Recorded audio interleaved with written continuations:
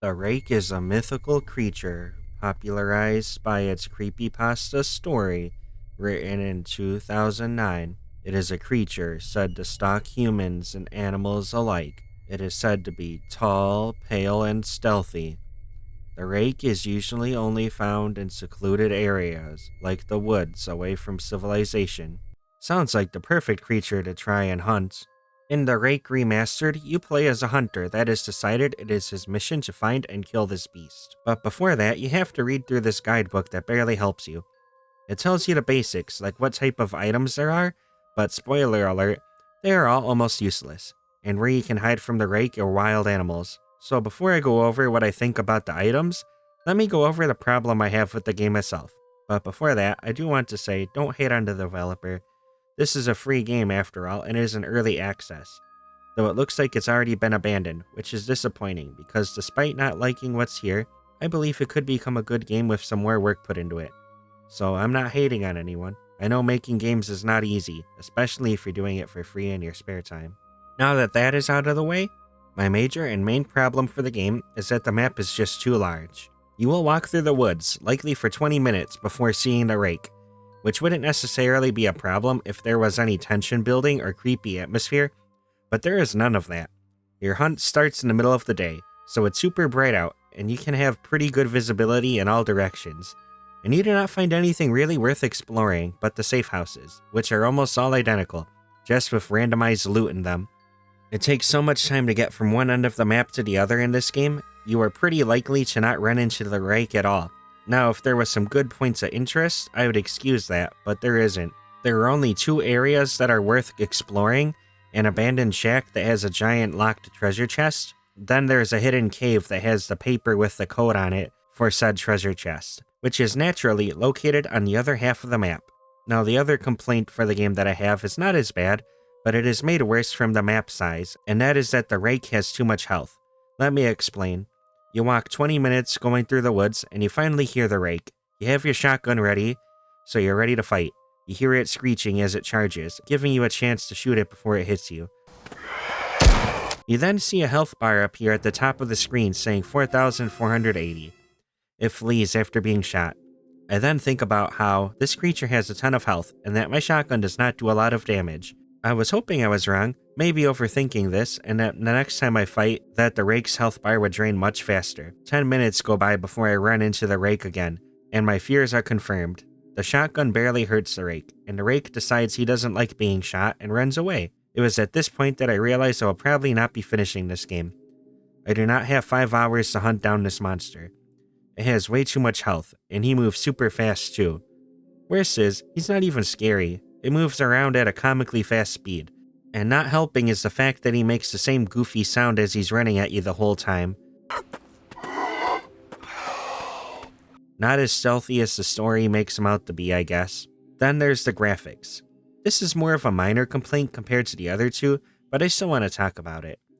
Now, like I said earlier, it's a free-to-play game that's in early access, but this game does not look good for being a supposed remaster. I mean, it's fine enough, I guess, for an early access game. I just wish the forest was a little more densely packed and a bit more real looking. It would really help the atmosphere a lot in my opinion. Now let's go over all of the gear you have for hunting the rake. I'll start with what I believe is the most useless, the drone. This drone doesn't do anything useful at all.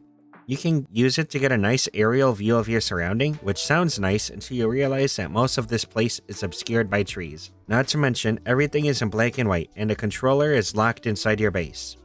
Once you find a rake, you get to do nothing but watch it because the drone has no weapons. That and the fact that the map is so ungodly big that once you find the rake, he'll be long gone by the time you walk to where you found him. I gave this item a rank of F. Then we have the camera and firework. They both are pretty much used the same way and are both not very helpful, though they are more useful than the drone. The camera was what made me interested in the game. Setting up cameras in the woods and watching them to track where the rake is, like it's Five Nights at Freddy's, sounded interesting, until I found out that they had predetermined spots on the map, and that they can be destroyed by the rake. Oh, and the same problem I have with the drone. Seeing the rake with your camera doesn't do anything because by the time you walk to the camera, he will already be somewhere else, so you wasted your time. Then there's the tablet that you use to view your cameras. The tablet will alert you when the camera goes off, but it won't automatically pull up the camera that detected the noise, making you scroll through everything to find a camera that may have seen the rake. That is, unless the rake destroyed it already or left the area. Then there's the firework. It goes off when the rake walks past it, alerting you on your tablet the general area it is in. Which again is almost never helpful because the rake is so fast you will never be able to find it in the area by the time you walk there. I give the cameras a D and the fireworks a D+. The best item that's not a gun is the map. This is the only way you'll be able to tell where your base is. It shows you also the locations of all of your cameras and traps and shows the layout of the area to help you navigate this place. Easy B tier, there's nothing else much to say. Now we have the bear traps and food. The feed lures animals to you and the traps, well, they trap them. Shocking, right? And why do you want to trap the animals? Well, they give you experience if you hunt them. What does experience do? Well, it allows you to equip perks, like it's Dead by Daylight. I didn't get to use any though, because the amount of points you need to get just one is ridiculous. And also, most of them don't even seem very useful, besides the one that lets you move 15% faster, plus 15 more when the rake hurts you. You can also apparently use the traps to catch the rake, but I didn't get any footage of that. And knowing how useless everything else is in this game, you probably get stuck for like 2 seconds before escaping. But hey, maybe that was the best item in the game, but I don't really feel like going back to the game to load it up and play another 30 minutes to wait for him to get stuck in a bear trap. I can't really rank these items though, because I didn't use them once. Bruh. Now we have the binoculars. These weren't really too useful to be honest. I tried to use them by climbing into the watchtowers to scan the forest, but I didn't see the rake once with them. And it also has the same problem all of the other tracking items have. It doesn't do anything useful because the rake was too fast, and he will not be anywhere near where you found him. D+. Number 15. The medkit is actually a good item, which is shocking knowing the track record this game has with items, but hey, it's pretty hard to mess up making a good healing item. The only problem I have with it isn't even really about the item itself. It's that the item is too rare. This dude's truck has like 20 of everything else but the first aid kit. And out of the hour that I played, I didn't find a single medkit in any of the shelters. Still a great item though, A+. You need this thing on you at all times. It is that useful. You will not survive against the rake without at least one. Now we have the shotgun and a secret gun, the sniper. I have them paired together because from what I can tell, they both do the same amount of damage. The only difference is if you want to shoot up close or far away. You start out with the shotgun, and the sniper is what you get from the locked box inside the abandoned shack at the corner of the map. The sniper was a little underwhelming though for being so difficult to get and being a secret weapon. Like I said earlier, it does the same amount of damage as a shotgun. It's just basically the same gun with a scope, which was only useful in some situations. You'll be wasting your time scanning the woods for the rake with it. Instead, you'll want to use it after the rake does his classic hit and run strategy. You'll just have to hope he runs out into the open instead of the trees though, because once he's in the trees, have fun finding this stupid thing. I give both of these guns an S rank. They are must-haves to bring with you. I mean, makes sense. Why would you go hunting without the guns? That's like going out for a drive but leaving your keys home. It's just not gonna happen. So here's the item tier list. Hey, that's pretty good.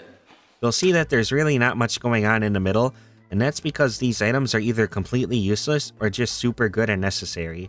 I wish there was like a third gun that you could find that actually hurt the rake more and would shake up the tier list a little bit. But here's where everything stands right now. So yeah, I was pretty disappointed with this game. It looks like it was going to be good, but I was not impressed. But again, I don't know why I got my hopes up on a game that was on early access. Who knows, maybe it'll get finished someday. So thanks for watching, and I hope you liked the video, and make sure to, wait a minute, no wonder this guy wasn't prepared for his hunting job. He's a ghost hunter, not a cryptid hunter. He's way out of his job description for this one. Oh, makes sense now.